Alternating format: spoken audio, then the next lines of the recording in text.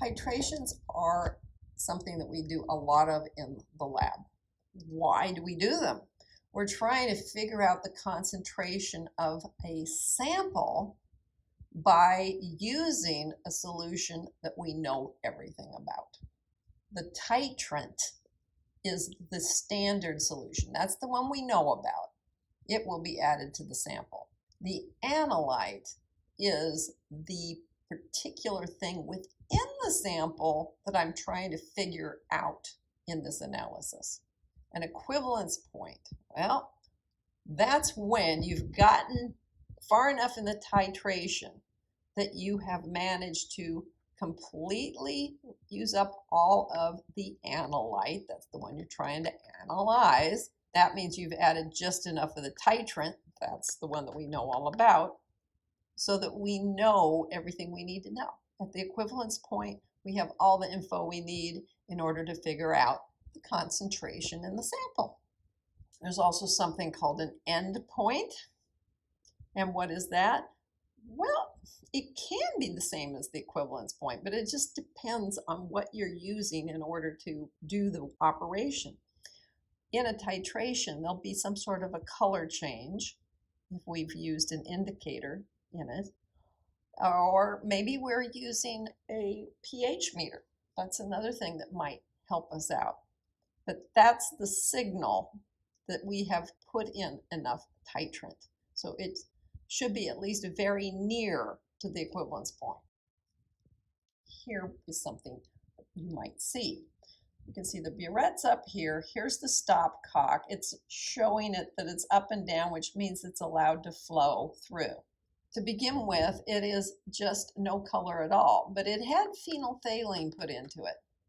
Phenolphthalein will turn pink at a certain point in a titration when things get basic enough. When the pH gets high, they will start to turn pink. And you're always aiming for the palest pink possible.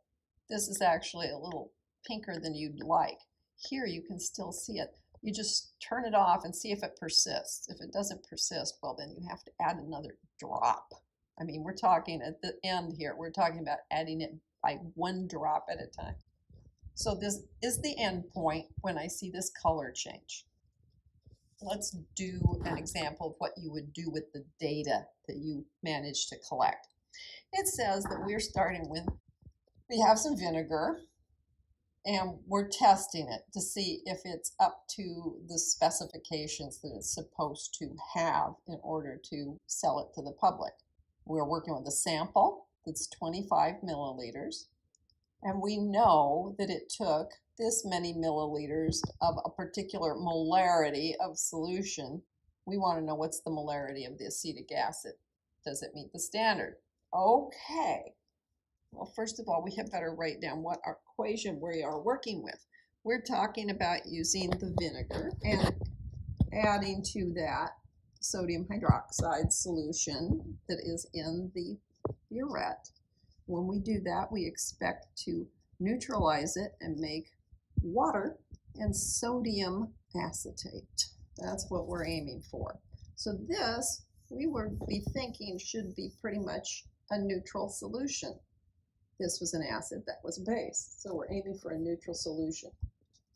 They said that we used 12.15 milliliters of 1.885 molar NaOH. If I'm trying to get to a neutral solution and I'm using a base and an acid, I'm going to want the moles of base that I added to be the same number of moles as the acid that I had. So on this side, what I just said here, I can work out the moles of the base. And in order for this to be neutralized, which is what they're talking about, it needs to also be equal to the moles of acid. Okay, moles. Well, that's moles per liter. Okay, let's work this out and figure out how many moles it is. That's going to require me to say this word of just means multiply. So I am taking this and saying, oh, that's only milliliters. So if I want to change it to liters, I can do this. Okay, now it will be liters. So the point 0.01215 liters times 1.885 moles per liter, I now know how many moles of sodium hydroxide I used. On the other side, what do I have?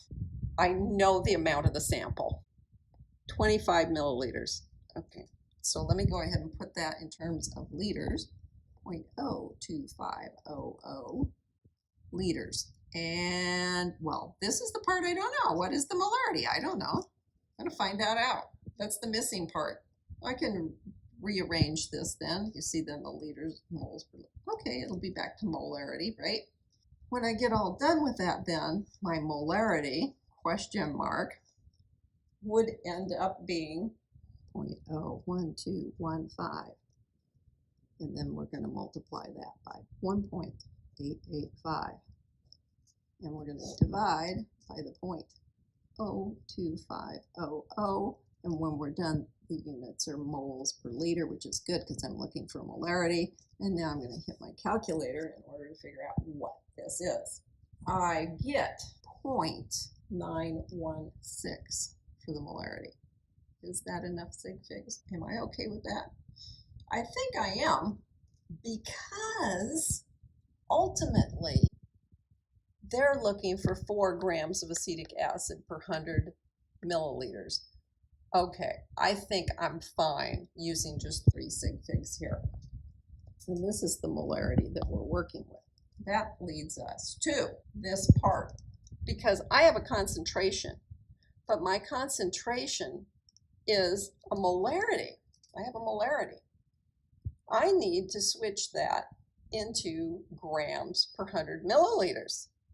So I have the 0.916 moles per liter, but what I actually want is grams per 100 milliliters. Well, what is 100 milliliters? 100 milliliters is the same thing as 0.100 liters. What should I do with that? I got to do something with it. I don't have a full 0.916 moles if I'm only working with 1/10 of a liter.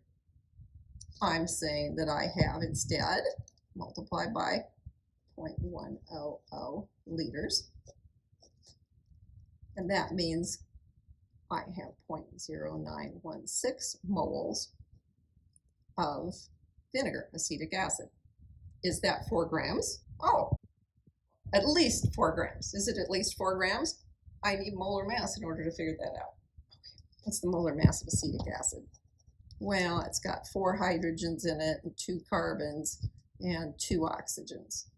If I go look all these up, I'm going to end up with 4.032 and 24.02 and 32.00.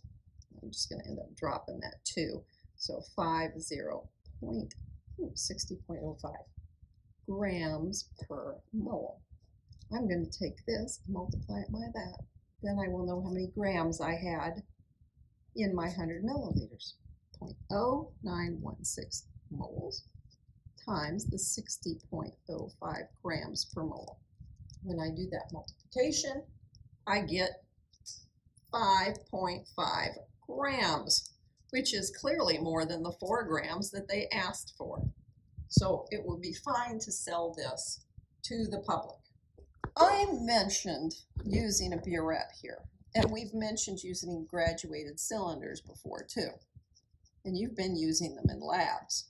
So what's the difference between these? Well, if you're working with a graduated cylinder, you are using it to measure something that you are pouring into it. So one big difference is that it's going to have the low number down here and the high number up here.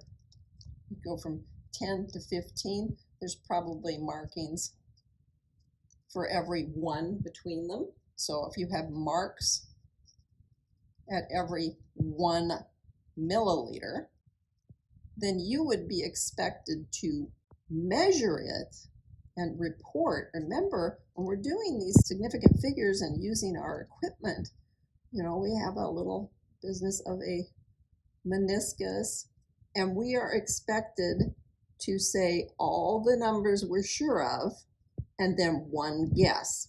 So when I see this meniscus, I pull my eye across to here and I say, hey, here's where I should be guessing. Here's what I know for sure is a 10, an 11, a 12, right? Those I'm totally sure of. And then it isn't all the way to 13, but it's above 12. And different people will see this slightly differently, but that's okay because this is the best guess.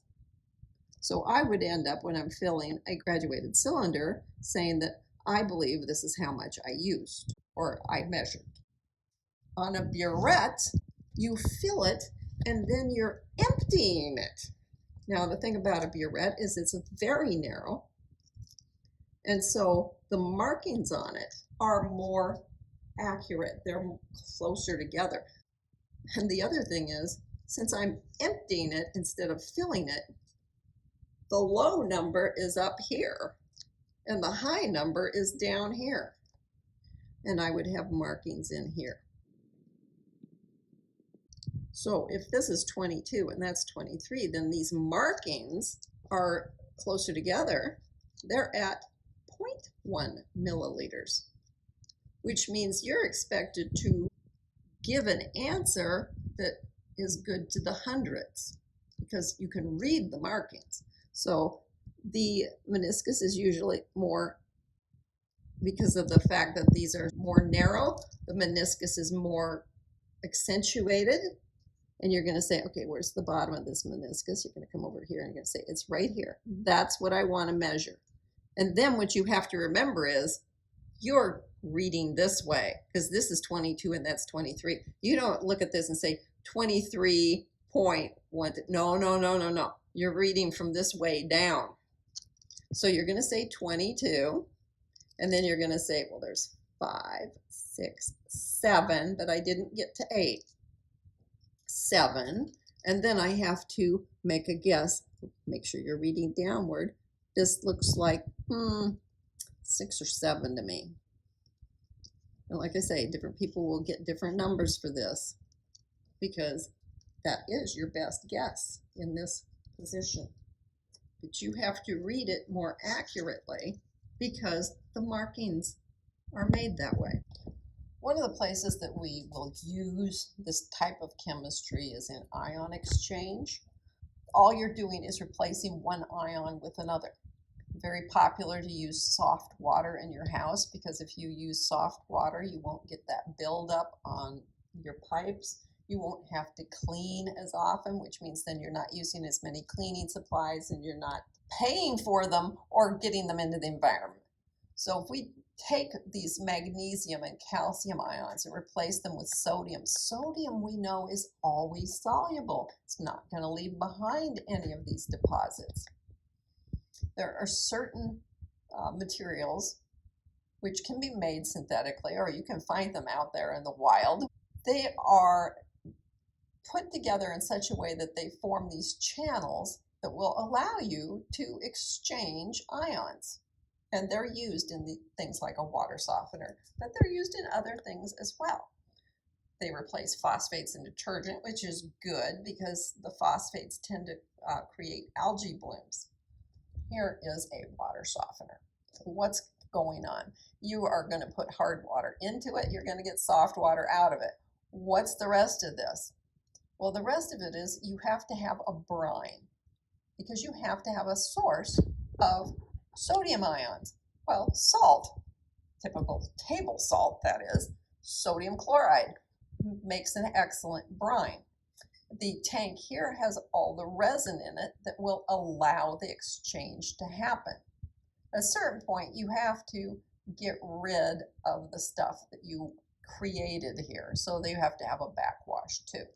But the idea is when the resin is recharged, and it's fully charged, it's got all these sodium ions attached to these along this backbone that's formed by the zeolite. And when a calcium ion comes in, it will get captured between a pair of these and the two sodiums will be released. And now you have, instead of hard water, you have soft water. But you're gradually using up the capacity of the resin. Then when you do this method where you put the brine into it, there's just so much sodium around that it makes it release the calcium, and then the calcium will be backwashed out. And instead of going through the pipes in all of your house, it will just go out into the sewage system. And this is a natural crystal of the zeolite that we were talking about. And if you were able to blow this up sufficiently, you would see that it has a crystal structure like this in which the sodium ions are nestled in place, and a pair of them can be released, and then it will take on a calcium instead.